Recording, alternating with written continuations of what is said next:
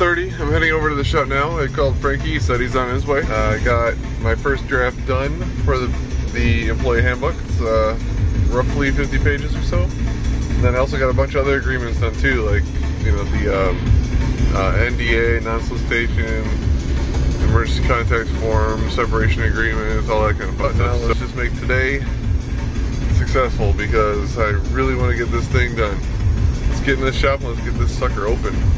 Okay, I'm here. Let's go meet Frankie and check this shop out. Yes, sir. How you doing, man? One more time again. Yeah. The walkthrough is done. They seem pretty much open with everything that I was talking about. They clarified all the CAM charges. And they seem open to me lowering rent. So I'm gonna go home. I'm gonna write up a proposal of what I'm willing to pay. And they said I'll hear back Monday or Tuesday whether they accept it or not. If they do accept it, I can probably get a lease signed and keys in my hand Friday. The one thing I'm kind of concerned about though is the logo, because it has the skull on it, and I mentioned it just like in passing, and all of a sudden it got all tense. So I have to send them the treatment now before I sign a lease to make sure that the logo stuff and everything's gonna be okay. I have a feeling this is gonna be one of those iffy situations. So let's talk briefly about rent negotiation and how I handled the realtor today. I tried to drop it $700 a month off what they were asking me to do, which is a large chunk. And I think I'm gonna get probably close to it. No, here's what I did. First, as soon as I met up with him, he was already at the shop and had the door open, was waiting for me to run through and tell me how awesome everything is. I immediately walked in and said, hey, how's it going? Shook hands, showed that I already know the security guard there. Basically, I made it known that, you know, I'm not a foreigner to this place. I know the people just as well as you do. Then, I immediately said, you know what? I want to get a coffee. Do you want anything? So he's like, sure. So we walked over to the Starbucks. So what that does, it's not, I didn't really want a coffee, I didn't really care, but it allowed me to do two things. The first is it changed control from him to me. He wasn't there to show me the spot. I was there and had him meet me for me to explain what I want. So that changed the tables of power pretty quickly, pretty instantly. Then, even more, we went in, I got a coffee, and then he was gonna pick up a water. I was like, I'll get that.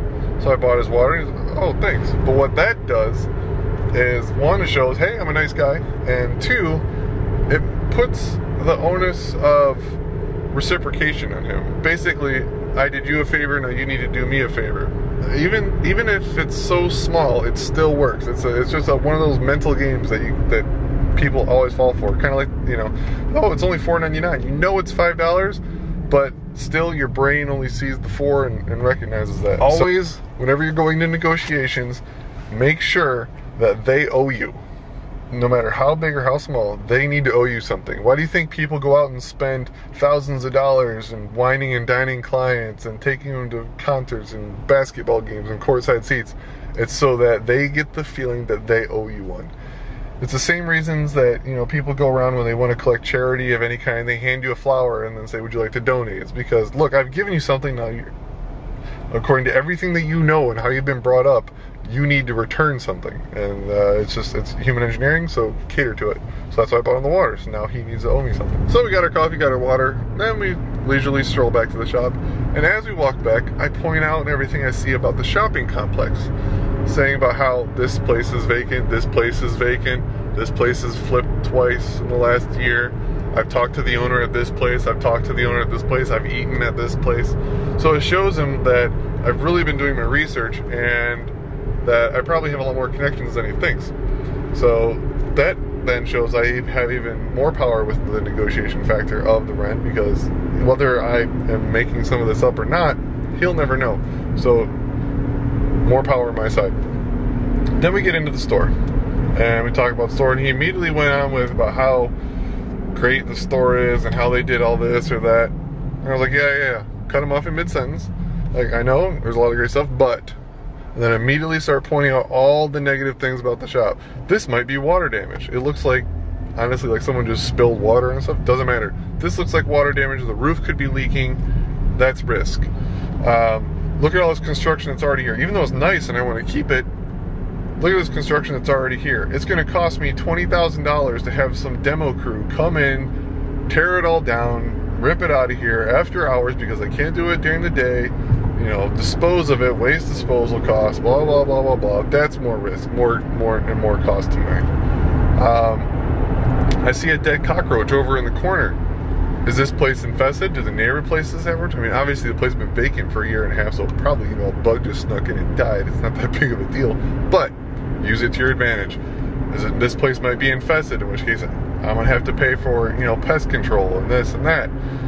Every little thing you can find, you point it out and explain why it's such a huge deal and how much risk it's gonna put on you, because that's what it all comes down to. When it comes down to negotiations of any kind, it's your risk versus my risk.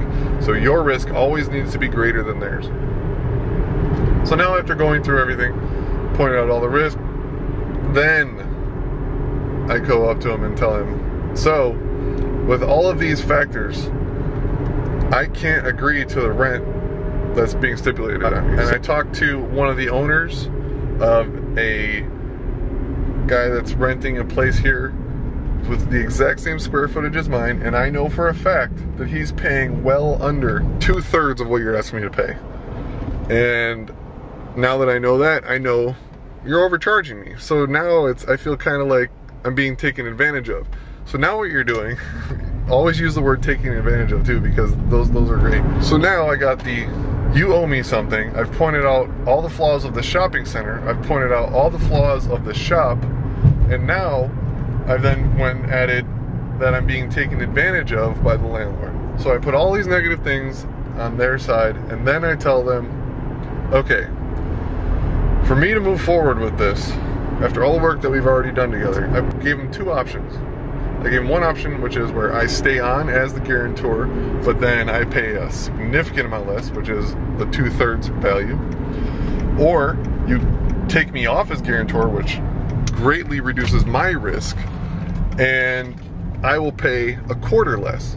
But both options, no matter which one they give, I gave them an A or B, there is no C. They have to pick one, but both of them are a significant reduction in the amount of rent that I will have to pay. I'm not too concerned about the guarantor part, because I have other ways of getting out of that, but I don't want them to know that. You keep all your secrets close, never let those out, and always point out the risk, significantly lower your bid so that they have to if they come back with higher, it's still within your price range of what you want to pay, and give them multiple options where no matter what option they pick, you win. It's called a magician's choice.